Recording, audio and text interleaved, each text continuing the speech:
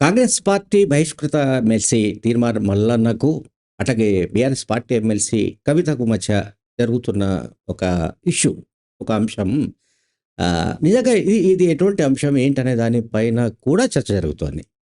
సరే, తీర్మానం మల్లన్నకు సంబంధించిన క్యూ న్యూస్ ఆఫీస్ పైన దాడులు, ఆ తర్వాత ఆహ్, మల్లన్న గన్‌మెన్‌లు కాల్పులు జరపడం, దీనిపైన కవిత ఆగ్రహం వ్యక్తం చేయడం, కవిత ఆహ్, ఏది డీజీపీని కలిసి చర్యలు తీసుకోవాలని డిమాండ్ చేయడం, అట్లాగే శాసనమండలి చైర్మన్ గుత్తా సుఖేందర్ రెడ్డిని కలిసి ఎమ్మెల్సీగా ఆహ్, ఏది అతను మన తీర్మానం మల్లన్న సభ్యత్వాన్ని రద్దు చేయాలని డిమాండ్ చేయడం, ఇవన్నీ చూశాం. అయితే ఇప్పుడు తీర్మానం మల్లన్న మాట్లాడిన మాటలేవైతే ఉన్నాయో, కంచం, మంచం, పొత్తులు, ఈ ఈ రకమైన కామెంట్సు గ్రామీణ ప్రాంతాల్లో, తెలంగాణ గ్రామీణ ప్రాంతాల్లో, మరి ముఖ్యంగా చాలా ఇంటీరియర్ ప్రాంతాల్లో, రూరల్ ప్రాంతాల్లో ఆ రకమైన ఆహ్, పదాలను వాడతారని, అదొక సామెత రూపంలో వాడతారని అతనేదో సమర్థించుకోవడానికి ప్రయత్నిస్తున్నాడు. నేనేమంటున్నానంటే 2 ఇష్యూస్ కూడా తప్పే. ఒకటి, ఆహ్, అతను చేసిన కామెంట్స్ తప్పు. నంబర్ 1. రెండోది, ఆమె వైపు నుంచి ఈ జాగృతి కార్యకర్తలు ఆ ఆఫీస్‌పై దాడి చేయడం కూడా కరెక్ట్ కాదు. ఈ 2 కూడా పొరపాటుగా నేనైతే అభిప్రాయపడుతున్నా. నా విశ్లేషణ. ఎందుకంటే ఇద్దరు కూడా ఎమ్మెల్సీగా ఉన్నారు ఒకటి. అండ్ ఒకవేళ తనను ఒక మహిళగా అవమానించాడు, తనను కించపరిచాడు అని ఆమె అనుకున్నప్పుడు, దానికి ఇదే సుఖేందర్ రెడ్డి గారిని కలిసి, కౌన్సిల్ చైర్మన్ కలిసి అతని సభ్యత్వంపై వేటు వేయాలని కోరొచ్చు. డీజీని కలిసి కూడా ఈ రకంగా డిరాగ్రేటివ్ ఏవైతే అతను వ్యాఖ్యలు చేశాడో వాటిపైన ఫిర్యాదు చేయొచ్చు. అట్లాగే మహిళా కమిషన్‌కి ఎట్లాగో ఫిర్యాదు చేశారు ఆ తర్వాత. ఇవన్నీ ముందే చేయొచ్చు. ఫిజికల్ అటాక్ ఏదైతే ఉందో, అంటే ఆఫీస్ పైన దాడి, మల్లన్న పైన ఆల్మోస్ట్ అత్యాయత్నం లాంటిది జరిగినట్టుగా అతను క్లెయిమ్ చేయడం, అతనికి కూడా ఏదో ఒక చిన్న అతను గాయపడడం, ఈ ఈ ఘటనలు ఇవన్నీ కూడా తెలంగాణ సంస్కృతికి సంబంధించినవి కావు. తెలంగాణలో ఇదివరకు ఇట్లా ఒకరిపై ఒకరు ఆరోపణలు చేసుకోవడమో, విమర్శలు చేసుకోవడమో, లేకపోతే పోనీ ఇంకేదైనా గట్టిగా పరుష పదజాలంతో మాట్లాడుకోవడం జరిగాయి కానీ, ఈ దాడులు, ప్రతి దాడులు, లేకుంటే కామెంట్స్ చేస్తే దానికి ఆహ్, కౌంటర్‌గా అటాక్స్ చేయడం అనేది ఇది ఇంతకుముందు లేదు. కల్చర్ లేదు. అయితే ఇదంతా ఎందుకొస్తుంది? ఎందుకొచ్చిందనేది ఒకటి. అట్లాగే నేను చెప్పదలుచుకుందంటే జాగృతి కార్యకర్తలు సరే ఆవేశంతోనో, ఇంకొక రకంగానో, తమ జాగృతి అధ్యక్షురాలు కవితను ఎట్లా అంటాడు మల్లన్న, ఈ రకమైన కామెంట్స్ చేస్తాడా అనే ఆగ్రహంతోటో దాడి చేసి ఉండొచ్చు. కానీ గన్‌మెన్ కాల్పులు జరపడం ఏంటి? సరే, అందులో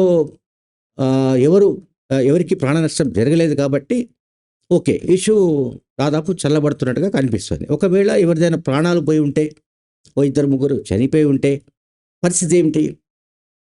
కనుక సరే, గన్‌మెన్‌లను ఇద్దరిని కూడా పోలీస్ హెడ్ క్వార్టర్స్‌కి వాళ్ళు సరెండర్ చేశారు. రైట్. అక్కడికి బాగానే ఉంది.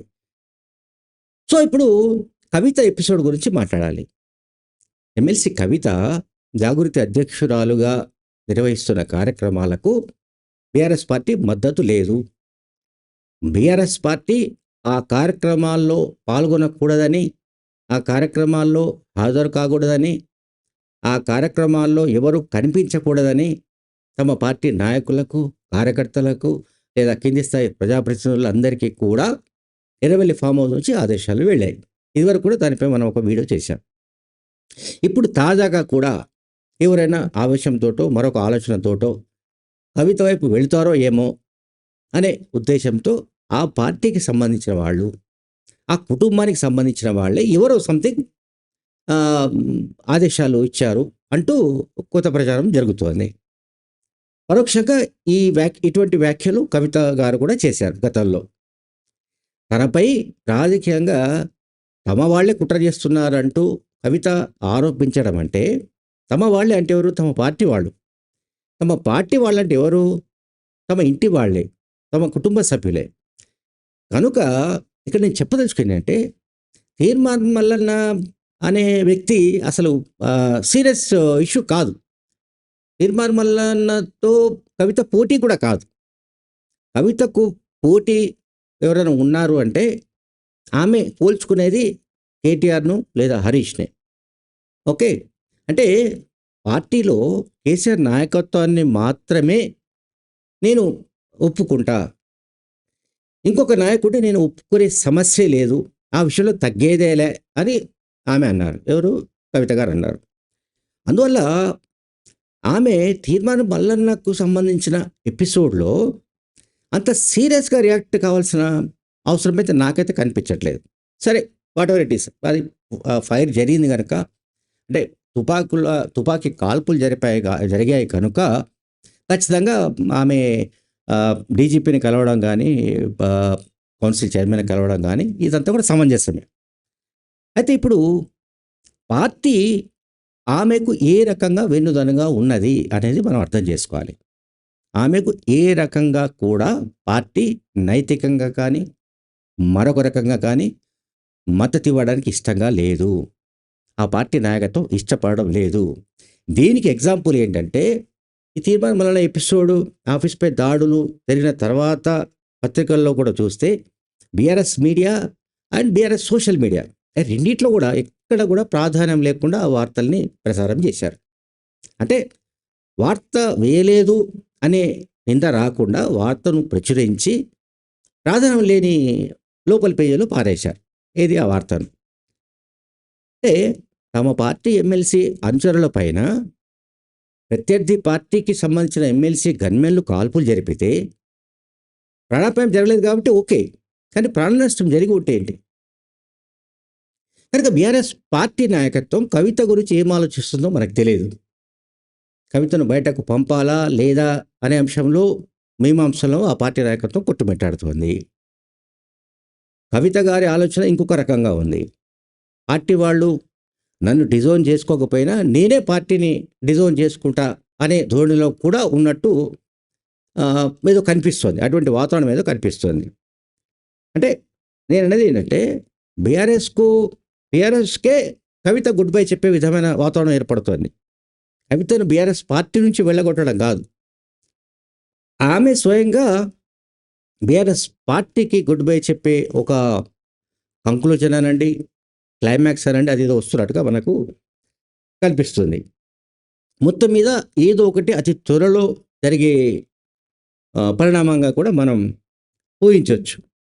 అయితే ఇక ఆమె తన రాజకీయ భవిష్యత్తు గురించి అంటే ఏ రకంగా ఏ లైన్‌లో వెళ్ళాలి? అంటే ఆల్మోస్ట్ బీఆర్ఎస్ లైన్ దాటి వెళుతున్నట్టుగానే కనబడుతోంది.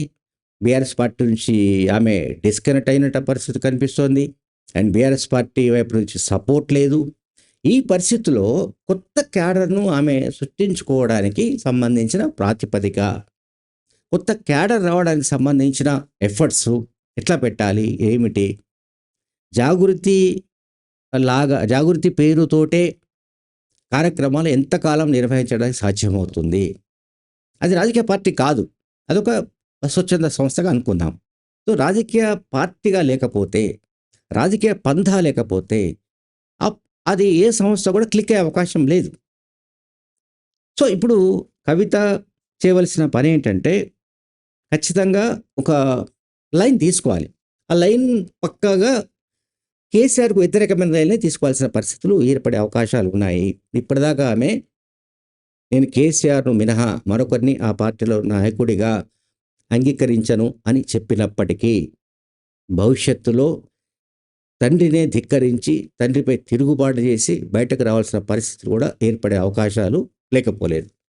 Thank you very much.